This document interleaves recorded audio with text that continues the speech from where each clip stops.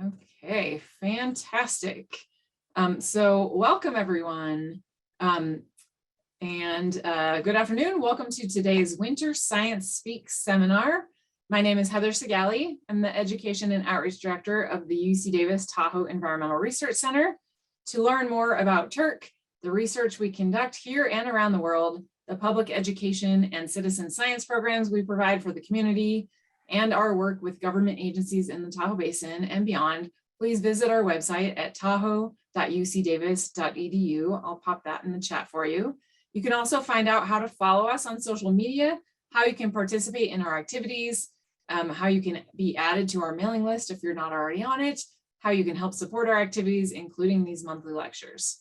So one of the goals of our seminars is to facilitate dialogue and discussion. We will be addressing questions at the conclusion of today's presentation and also possibly throughout the presentation. Those will be moderated by Bill, but please use the Q&A function on Zoom as opposed to the chat. It makes it easier if all the questions end up in one place, but you are welcome to chat with us as well. Before I introduce today's speakers, I wanted to alert you about a couple upcoming events. March 10th, we have Tahoe Sediments as Archives of Past Precipitation and Drought with Dave Osliger. April 14th, the Living Snow Project with Megan Collins and Drs. Codner and Murray. And in June, we call it the TERC, Circumnavigate Lake Tahoe by Kayak with the TERC scientists. And so stay tuned for details. That's all on our website. I'll put that in the chat as well. But now I would like to introduce Heidi Hill-Drum, who is the Executive Director of the Tahoe Prosperity Center, and Bill Mueller, who is a partner with ICS, and we give you both a big virtual welcome, and I will go ahead and spotlight Heidi. Thank you, Heidi.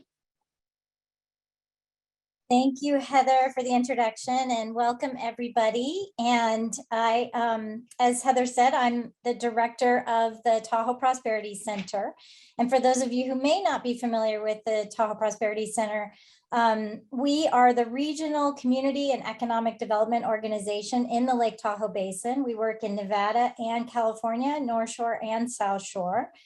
And we do a lot of important work in the region on infrastructure issues like housing for local workers, broadband issues, and data collection. So our socioeconomic data is part of our presentation to you today. And we really appreciate the invitation to be able to share some of our work with you. Sorry, having technical difficulties. Let's get this going. Okay, I think hopefully everybody can see that. Yes. So I'm going to just briefly share what we're going to be talking about today. We are just specifically focused on our Envision Tahoe effort, which is our economic recovery and resiliency strategy for the Lake Tahoe Basin. We completed a baseline economic report in September last year, so we'll be sharing some of that information with you, as well as the most recent census data and our effort on the community survey, which just wrapped up a couple of weeks ago, but we have some preliminary results that we're going to be sharing with you as well today. So just briefly, as I mentioned, Tahoe Prosperity works on a lot of infrastructure related projects, things like helping to advocate for more housing for local workers, broadband expansion and improvements to our capacity around the region, and then economic data. We've been categorizing data since 2010 when the original Prosperity Plan was completed. And we continue to follow up and update that data on a regular basis for our local jurisdictions and community partners. So for the Envision Tahoe effort, we received a grant from the U.S. Economic Development Administration to do a recovery and resiliency plan for the region. This was following up on the pandemic. We all remember April 2020. Almost all of our tourism workers were out of jobs at that time. And so We applied to the US EDA for a grant to be thinking about how can we help our tourism industry, which is a core component of our regional economy, but also how do we think longer term about diversification strategies and economic and community diversification. So the Envision Tahoe effort was funded by the EDA, and not just the pandemic, but you all will recall just a few months ago, we had the K12 fire in our region. And that just, again, highlighted the reasons that we need an economic diversification strategy in the Lake Tahoe Basin. So a lot of work has already been done. We kicked off this effort last year. The baseline report for the basin was completed last September. We've also done a livable wage study. We've conducted interviews with numerous stakeholders around the region. We convened a catalyst committee, which is leaders from around the area representing business, nonprofit organizations, education, academia, government agencies, and the like, to help guide this effort. They've met 3 times already. And then we also convened some expert panels on the topics of housing, on broadband, and transportation. And we also held 4 focus groups. We did those geographically around the region to get input on some of these key issues. And all of that sort of helped inform our survey that we just wrapped up in January. So we've done an incredible amount of work so far, but distilling it into something that moves forward towards action is sort of where we're at right now. So we're going to hit some highlights of the past work that we've done, and then including the most recent data on the census stuff that we have and on the community survey. So I just stole my own thunder. This is basically what I just said. You all can read for yourself. But the next report to come out in early March will be the community report. And again, that is made up of the input from 1,799 local residents in our community. It was done both in English and Spanish.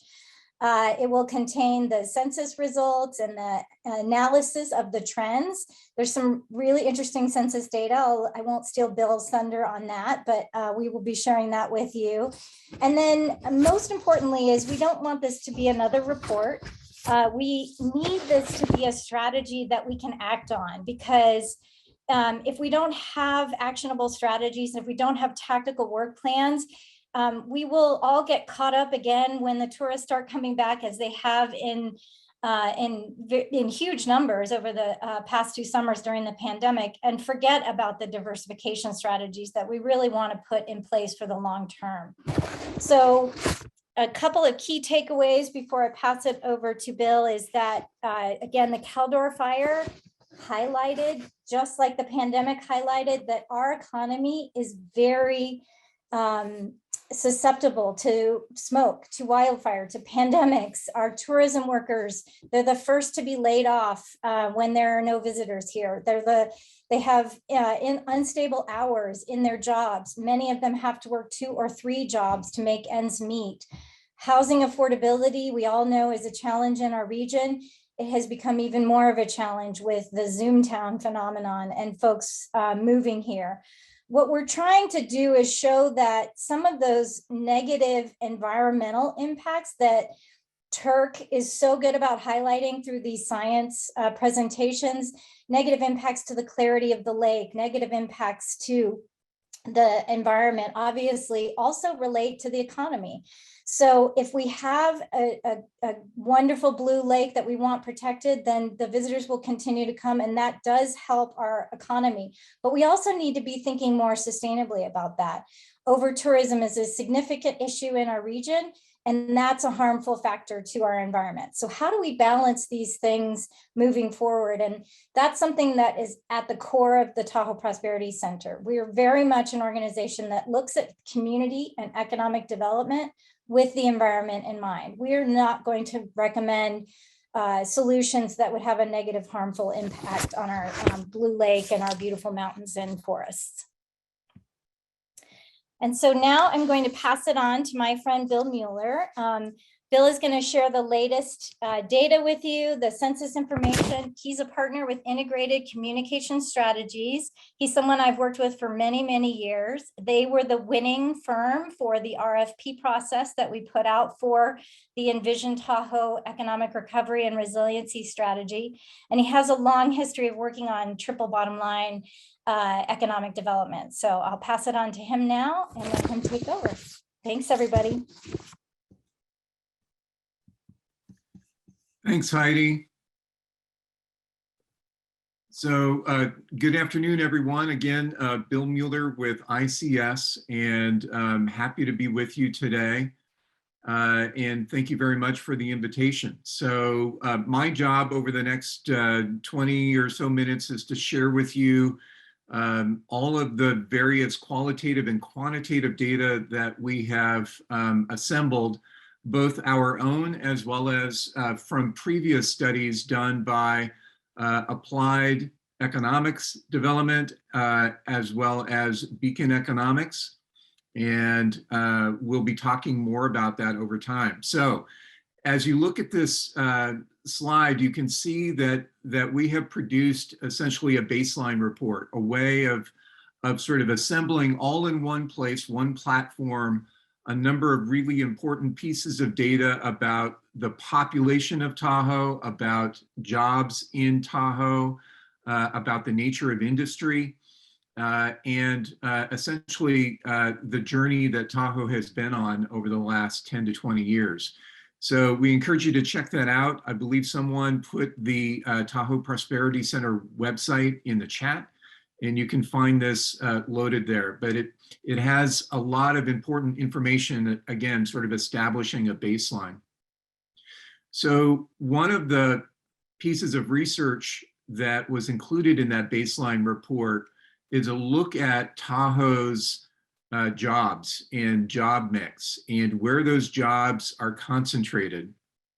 And what you can see in the green bar are jobs that are coming from visitor serving businesses. So think ski resorts and hotels and casinos and all the other sort of restaurants and establishments that sort of go into visitor serving activities.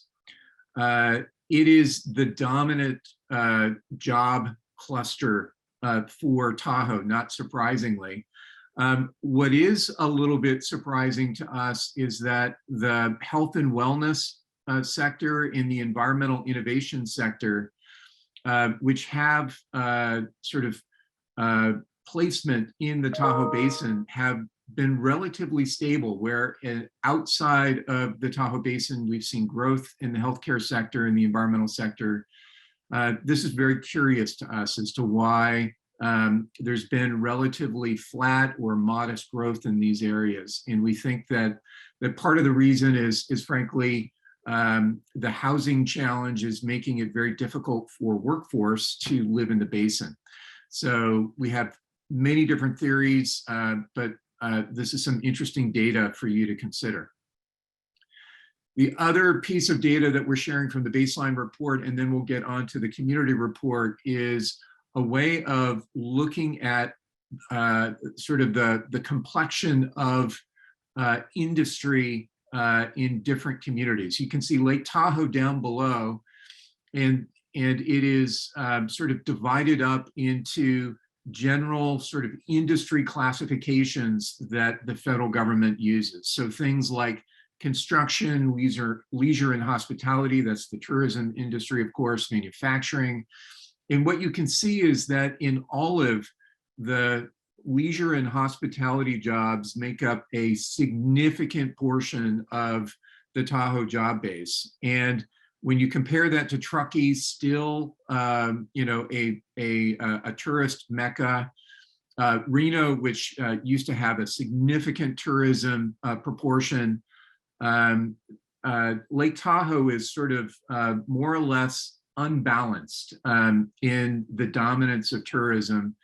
And when you have a system or an ecosystem that has a dominant sort of element, when there's disruption, we know that can be have cascading effects. And so this is sort of the concern of Envision Tahoe is while we love tourism and we think that there are very good and positive aspects about it, there are also sort of negatives that are related to it with sort of the impacts on trails and beaches and also communities.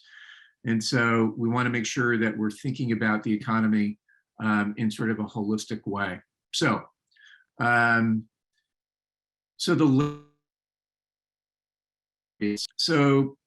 as I think everyone is aware, the U.S. Census goes through a decade-long reboot of sort of the critical population and economic related information for the United States. While there are updates that are done every year, this is sort of a watershed moment when it is done every 10 years. For the greater Tahoe area, we looked at US Census data not only for 2020, but we went back to 2010 and 2000 to see what sort of trends exist. And then we supplemented some of the data with what's called MC data, which is labor market and economic data. And we also supplemented it with housing data because some of the census data for Tahoe has some holes in it.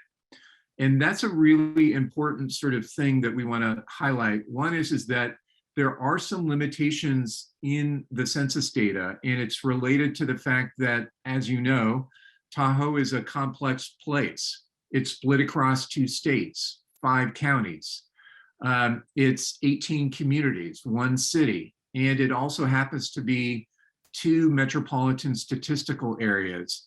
This makes it difficult for economic development and community organizations to get sort of an apples to apples comparison because of the fact that the data is sort of split into silos and it's kind of hard to assemble and get an accurate picture of Tahoe. That happened for us. And we also want you to know that some of the baseline report included some of this information, and then we've looked at the same data again, knowing that we have the new 2020 data. So what did we find out? So this is where it gets interesting. So Tahoe has been on a downward decline in population from a peak in the year 2000, down significantly in 2010, 2011, dropping further in 2015 and 16. You'll remember that was a significant economic downturn that occurred at that point. And then interesting, pre-COVID, pre-pandemic, pre-remote work, there was a small uptick in the population. And then it really took off with the Zoom workers and the prevalence of people with vacation homes turning them into their full-time sort of residences. So there's been an increase of over 3,000 new residents in the basin within the last year and a half. It's still lower than what it used to be, but it is coming back. And we're very curious to find out what numbers we would see in 2021 and 22. We won't know those numbers for a while, but we're interested in seeing whether the numbers will continue to grow, whether they'll plateau. There's even some indications that with the COVID fire, or excuse me, the Caldor fire, that there was a lot of outward movement of those who had recently made Tahoe home. So one of the things that the census also provides us is insight into the types of jobs that are in Tahoe. And so we're bringing to you sort of a picture of what the median annual earnings are for those residents in the Tahoe Basin. And you can see that the median annual earning is $53,000, sort of the middle band. In the lower band, you can sort of recognize that there's a lot of tourist serving or visitor serving related occupations. And then in the blue at top, including life, physical, and social science occupations, they're in the upper tier. So we want you to remember this because we're going to be looking at housing costs. Again, the median wage in Tahoe, about $53,000. So next up.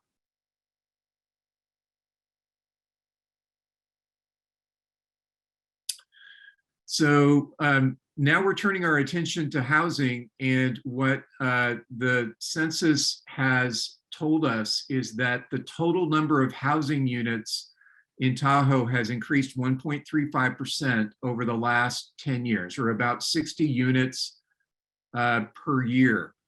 That is quite a bit different than the influx of population, and a bit concerning to those that are wanting to make sure that Tahoe has a balance of housing options for renting and for owning.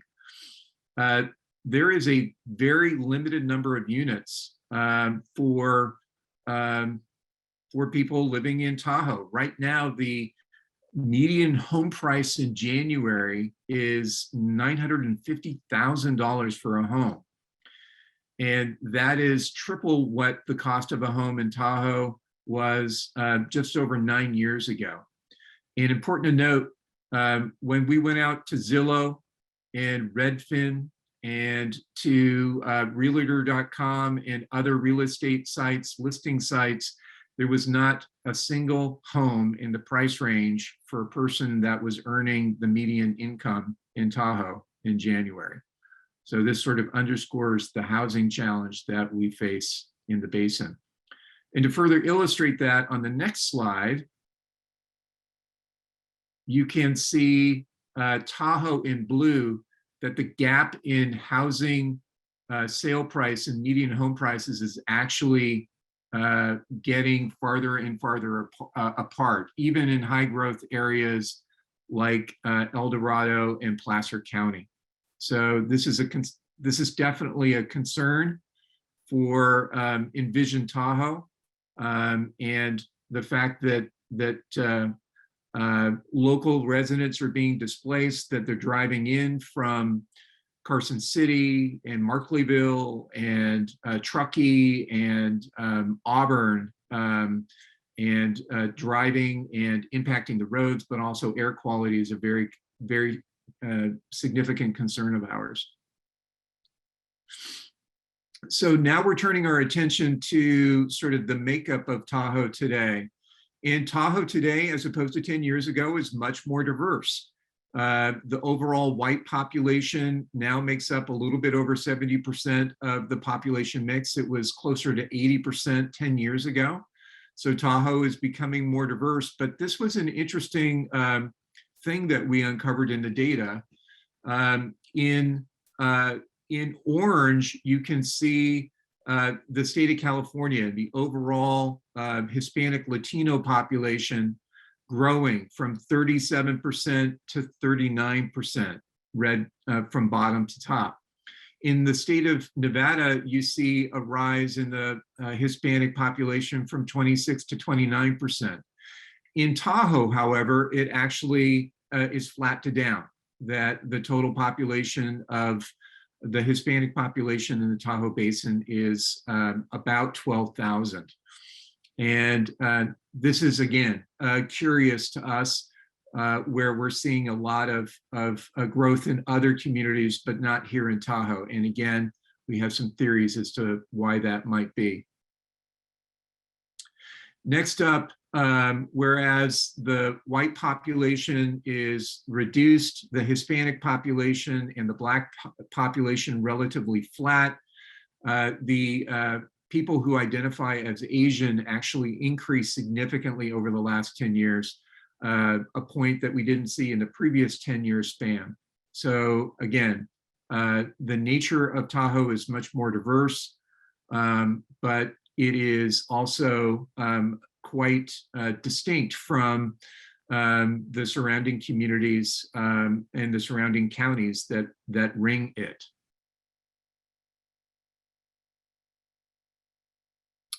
The other thing that we took a look at, because it's a bellwether for how well a community is doing and how healthy it is to look at K-12 school enrollment. And what this chart is showing you is that overall student enrollment figures in Tahoe have been in decline, and that includes in the pandemic years.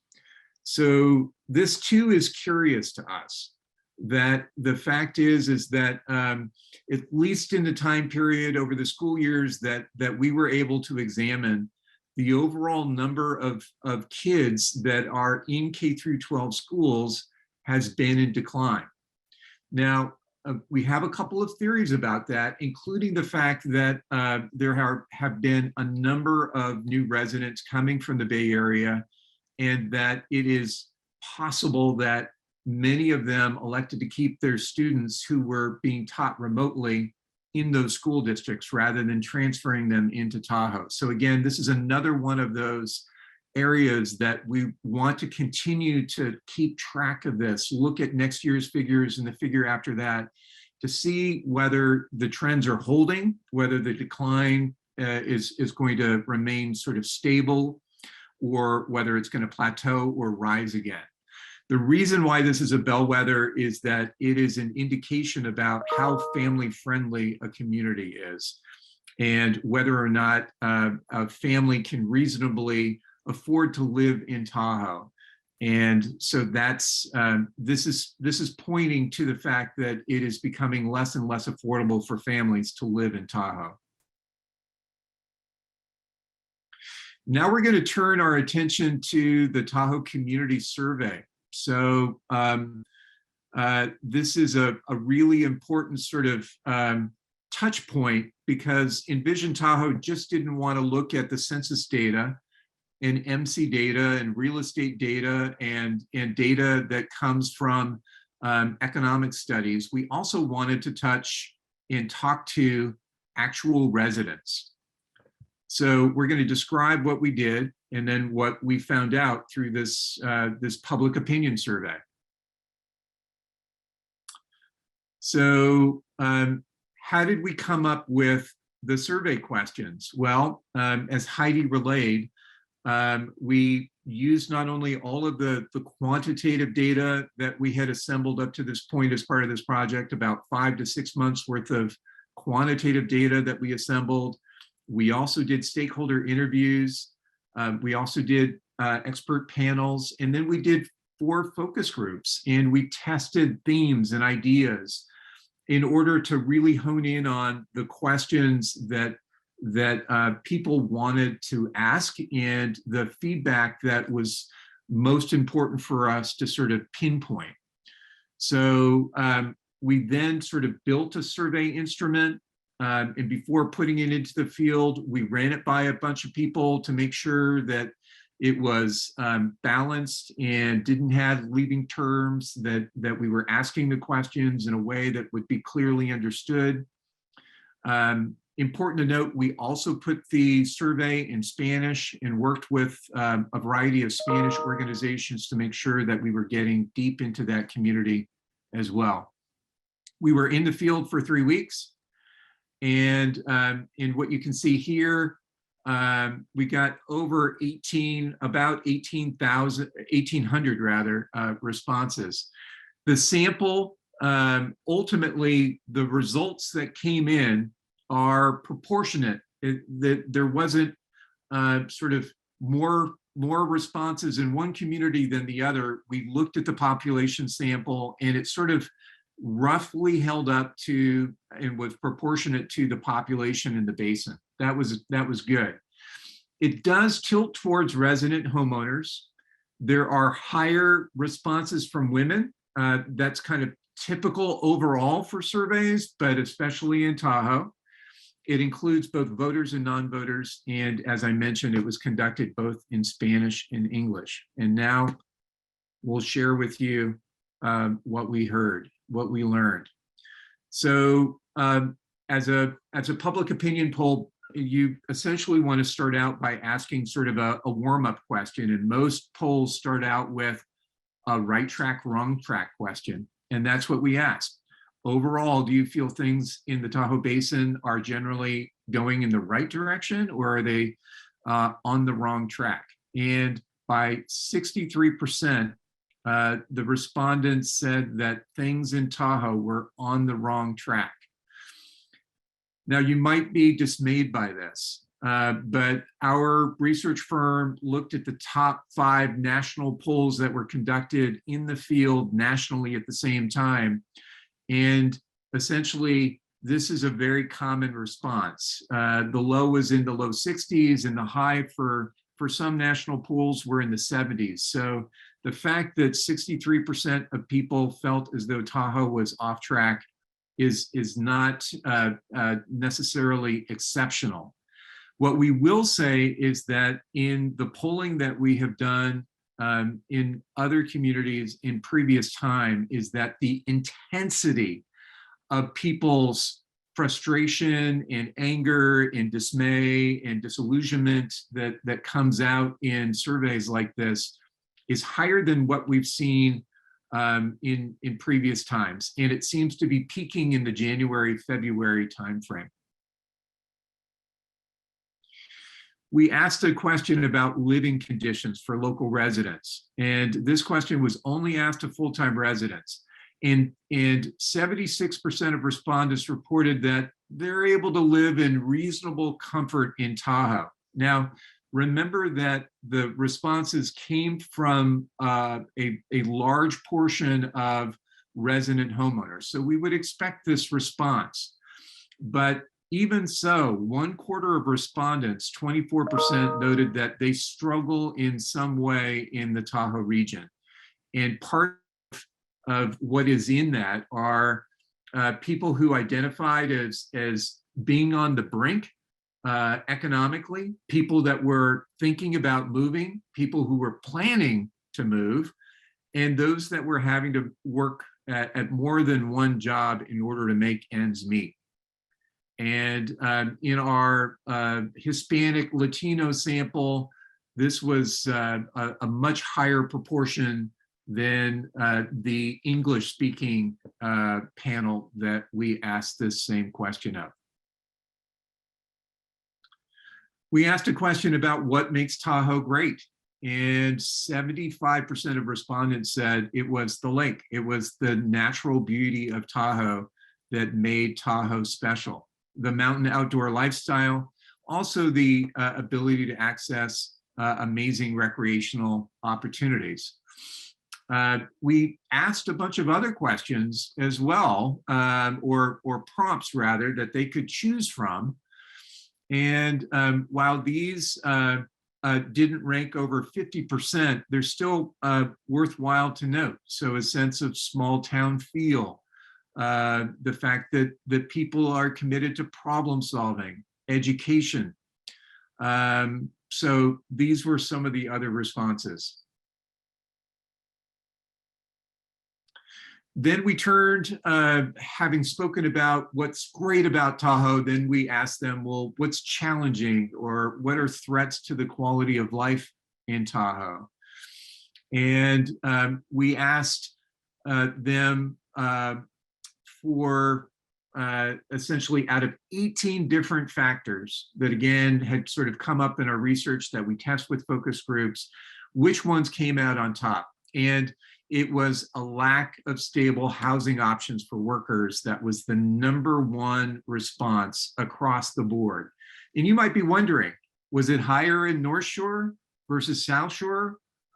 Did women or men feel differently? Did it break down differently if you identified as Asian or Hispanic as opposed to white, or being of multiple races? And what's interesting is for this poll overall, but this question in specifically, it was uniform. Within only a percent or two, people were in the basin sort of uniformly responded at this level of intensity. They said, secondly, traffic congestion, and third, wildfires and smoke. Still getting a very high proportion, too many vacation rentals and second homes. In our focus groups, as well as in this survey, there was a lot said about the attitudes and behavior of tourists. And it also came out in those same focus groups, the fact that Tahoe residents are increasingly showing their dismay and frustration with what some people call over-tourism. So down below are some of the other things that came up that people responded to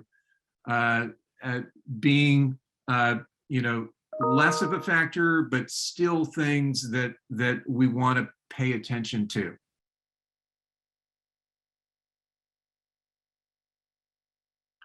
So we asked them to maintain or improve our quality of life. What should we focus on? So what are their priorities? Residents telling us what are their priorities. Again, number one, 79% said expand economical housing opportunities. As I mentioned in the previous slide, you heard us say this was uniform. There was not a distinct break between what people in Truckee said versus North Shore versus South Shore. Interestingly, we asked a question about whether or not some public facility access fee of some nature. This is not a policy-related question. This is a thematic question. So if we were to impose a public facility access fee in order to pay for environmental cleanup, reduce congestion, or increase investment in Tahoe's communities, would that be a good idea? And 75% of respondents said, yes, that is a very high mark. Develop more transportation alternatives, impose restrictions on second homeowners, invest more in schools, expand community service to support families, focus on broadband and cellular infrastructure, and really sort of focus on more housing choice, diversify the housing base, and maybe higher density options for residents in the Tahoe Basin. So we have just given you a ton of information. And you may have seen in our slides, it says embargoed. That's because you're a very privileged group in that we haven't shared this data beyond the steering committee of Envision Tahoe. So you are among the first to see and hear what are on the hearts and minds of Tahoe residents. So we want to see if you have any questions. I've been speaking, so I haven't been able to monitor the chat, but I think at this point we'd like to hear from you about what questions you might have about that data. And I'm sort of looking at the Q&A. Bill, I have a question I wanted to have you answer live. So everybody, this is Heidi again. So Mark notes, very succinctly that tourism jobs typically are very low wage jobs. They're part-time, they're seasonable. It's hard to build community with transient workforce. It's not sustainable. And so he's specifically asking, which Mark, I will share with you, is the $100,000 question or the $1 million question, so to speak. But what are you doing to build community? And can we develop well-paying full-time jobs to replace tourism? And I'll take that second part real quick and say we're not suggesting we will ever be able to completely replace tourism. It has always been a dominant component of our economy and will likely continue to be an important part of our economy moving forward. However, we do think that there are a lot of opportunities to make tourism more sustainable, to improve wages in the tourism industry, and to help that workforce. But we do need to look beyond tourism. And so with that, Bill, I'll let you answer your thoughts on community and then other well-paying jobs. Sure. So Envision Tahoe is really geared towards creating community. And you may have seen in our conversations that we've had with leaders So county supervisors, city council members, leaders of business groups, all of our research points to the fact that there is, on the positive side, a lot of earnest people very committed to Tahoe that are in fact teaming up. But unfortunately, it is it's not sort of done Tahoe-wide. Tahoe tends to be a community of villages, very distinct, not necessarily working together.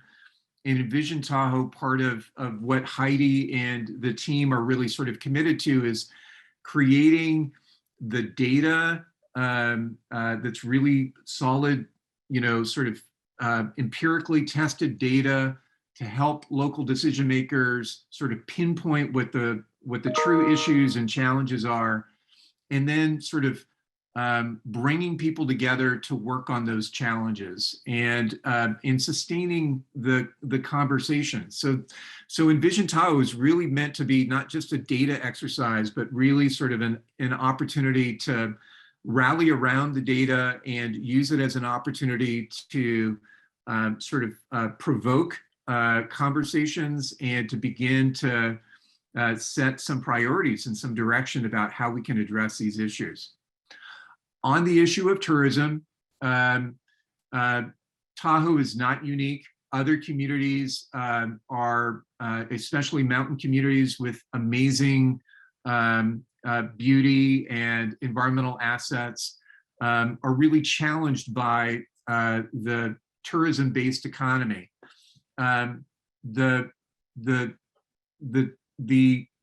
Where many communities are attempting to go with tourism is to not focus on volume, but instead to focus on high value experiences. And so we're not talking about tens of thousands of more people visiting the basin, but really sort of improving the quality of the experience. In making that experience much more sustainable, so it has less of an environmental impact. So those conversations are happening.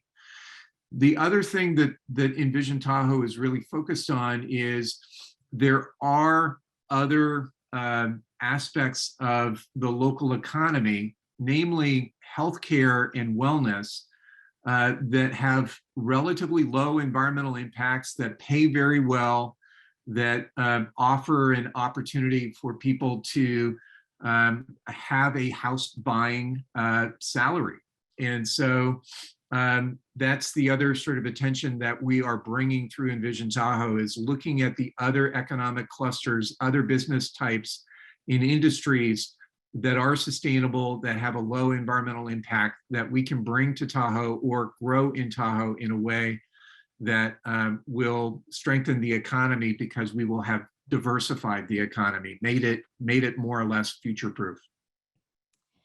Great, thank you, Bill. We have a few other questions. Brian asks, how does this Lake Tahoe survey compare with other similar mountain resort communities surveys? And Brian, I'll take that answer. We didn't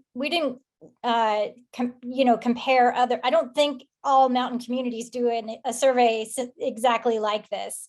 So it's not apples to apples. We do know that in our region, the 1,799 responses is quite high for a community-wide survey. So we're very proud of that. We also had a pretty good contribution percentage from our Spanish community members, which is also something that we had not seen in previous public opinion polling in our region. So we do believe that it is a pretty, as Bill mentioned earlier, very well representative survey.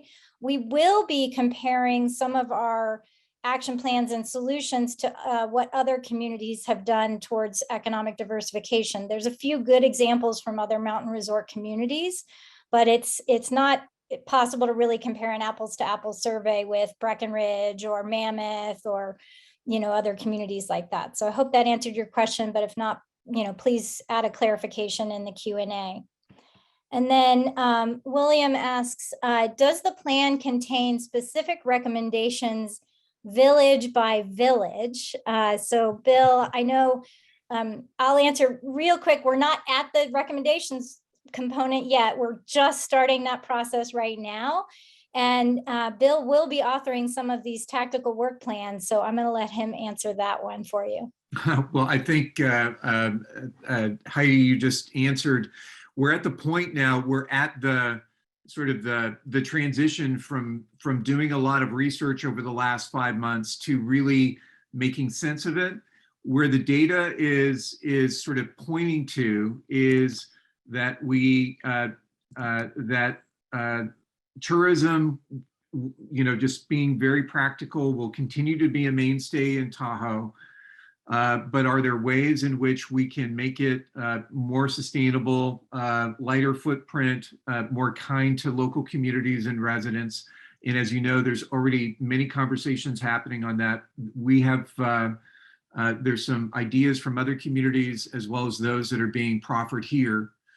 But really sort of also sort of focusing on how we can lift up and strengthen other aspects of the economy, again, to help sort of diversify the economic base and make it less susceptible to the seasonality that we see in other communities.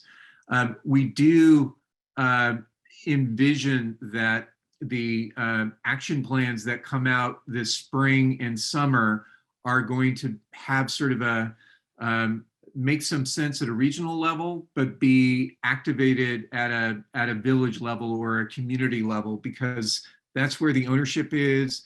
Tahoe is unique enough that we know that some solutions are going to work Tahoe-wide, while some are going to be very specific. Let me give you a concrete example.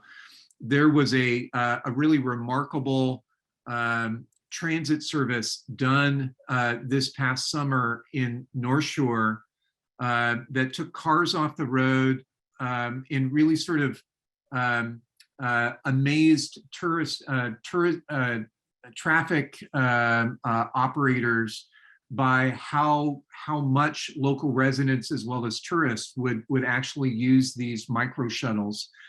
Well, now South Lake Tahoe is actively considering that, and this is something that we're raising as a potential solution. So there are things that'll be done community by community, but there's also some great practices that are emerging that we'd love to see taken to scale across the basin. And to that point, some folks are putting things in the chat. So I'm sorry, folks, I'm challenged at looking at both, but Jackson Hole, Wyoming was mentioned. I do believe Breckenridge is another community like ours. Steve asked a follow-up question of ones that are doing a good job.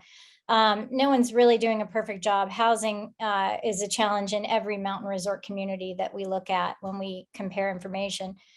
Bill, this is a great question. I'm not sure the answer, but Paul asked if there's any information on how the service industry wage levels may have increased over the past 18 months, given the huge shortfall in workers in that industry as evidenced by all the help wanted signs. Are those actual wages increasing? And I'm not sure what the answer is to that. So, well, it's a great question. So we know that as of this month, that and I'm referring to something that a piece of data that leisure and hospitality employers raised wages an average of 14% last year, actually outpacing inflation. And it's one of the highest increases in wages of any one of those professions that we've seen. And it is directly tied to the fact that workforce is so tight. We haven't seen a lot of it yet in the data, just because of data lag, but that's why we're going to stick with it and pull data next year and see how things are comparing. The challenge for Tahoe is with a $950,000 median home price, even at an increase of 14% in wages, home prices last year went up by 36%. So we're sort of chasing a real challenge there. And this is what Envision Tahoe is really grappling with is how we can either close that divide or look for different ways in which we can provide pathways for people that are in tourism jobs upwards to better paying jobs. Cool. Thank you, Bill. That was something I didn't know either. Heidi asks, another Heidi, hi Heidi. The biggest obstacle to creating community is the problem of our community of villages. And without a unified zoning vision and laws in place, we will continue to have this sort of haphazard development. So can our action plans be put in place to help use zoning to create community? So I'll take this one again. As much as I would love to see a unified zoning vision, Heidi, I don't believe that that is possible given our multiple jurisdictions. We have tried so hard to create more consistency in terms of housing development and broadband implementation and other things across these jurisdiction boundaries, and are still challenged by that after all these years of working on that. What I will say is that the Envision Tahoe effort very much believes that we can come out with a unified community and economic vision. And so that is what we're working towards now.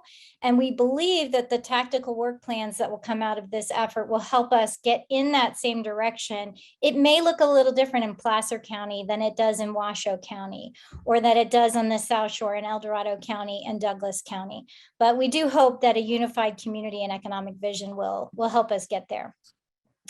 So a couple other comments, Bill, is, folks asking about, can you read Hannah's question there? So I don't have to read the whole thing, and I'll let you answer that one. Sure. So Hannah is asking, there would be more room for people if the rich did not monopolize the land and beaches, often with empty mansions. Why are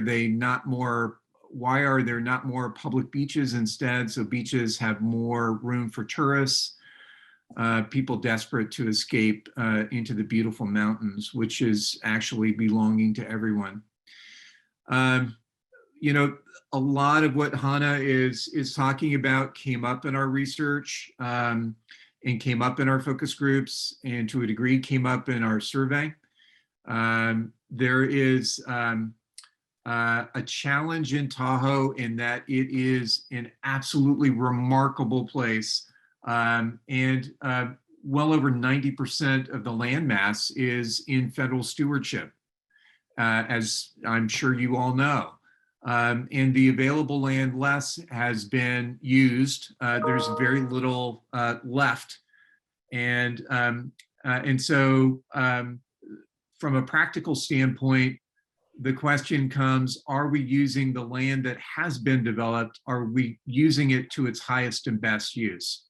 And in previous conversations, there's a way of thinking about taking, for example, hotels that were built in the 40s and 50s and looking for ways in which those properties that have big footprints but relatively low value, whether or not working with cities and property owners and others, whether those could be used for bigger and higher purposes. So that's definitely something that's on our list, and we'll be looking at that.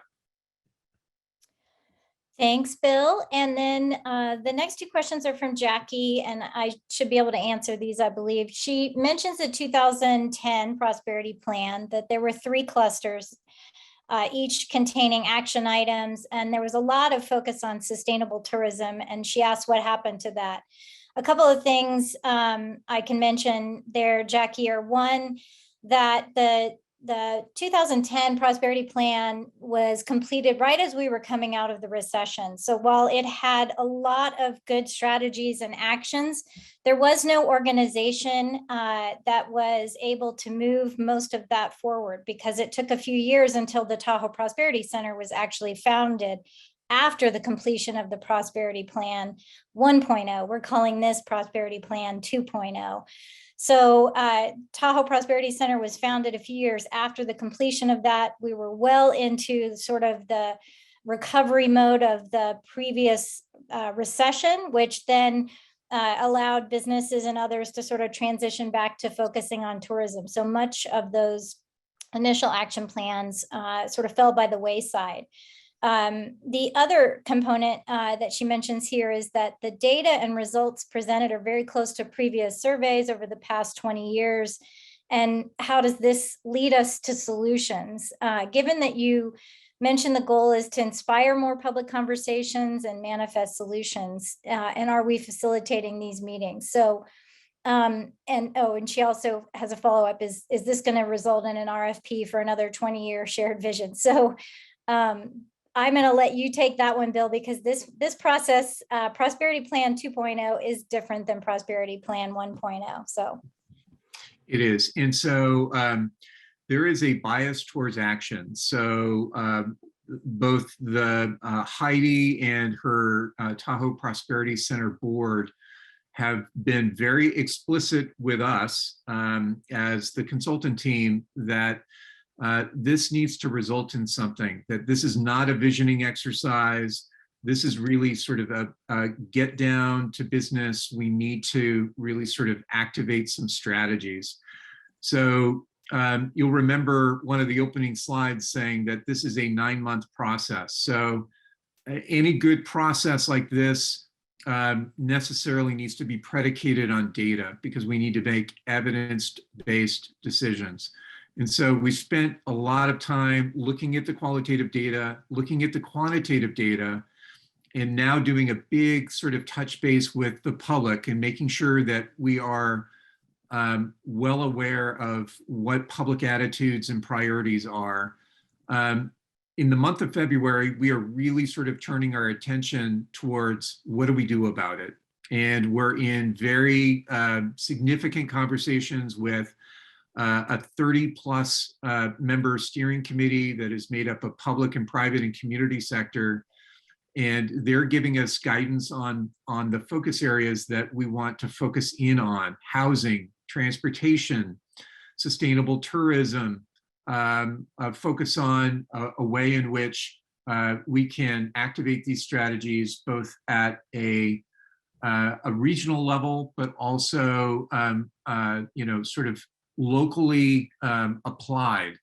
So these are the things that we're talking about. And the reason why we are using the language of tactical work plans is what we mean by that is very specific, metric-driven, steps with owners that we intend to create based on this data, working with community to sort of compose and create those particular tactical work plans. So this is anything but a visioning exercise. This is very focused on taking action and moving this forward, and making sure that we are engaging community in this along the way. Thanks. And then I think the last question is a quick one that you should be able to answer, Bill. In our surveys on wages and salaries, do the results reflect government jobs? And I know that question actually came up in our last board discussion and our Catalyst Committee meeting. So I believe that information has been added in, but you can clarify that, and then we'll pass it back to Heather. Yeah, so the quick answer is that government jobs are not called out as a distinct category, but instead threaded across all of those wage levels that you saw in job types. So they tend to concentrate in the middle and upper quadrant.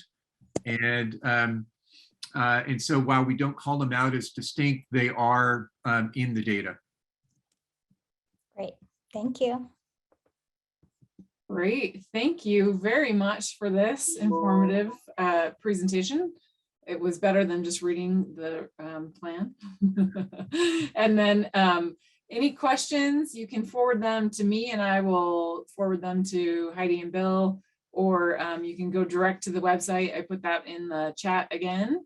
And thanks everyone for joining us.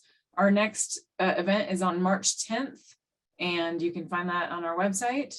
And I hope everyone has a wonderful Thursday, rest of the day. Thank you.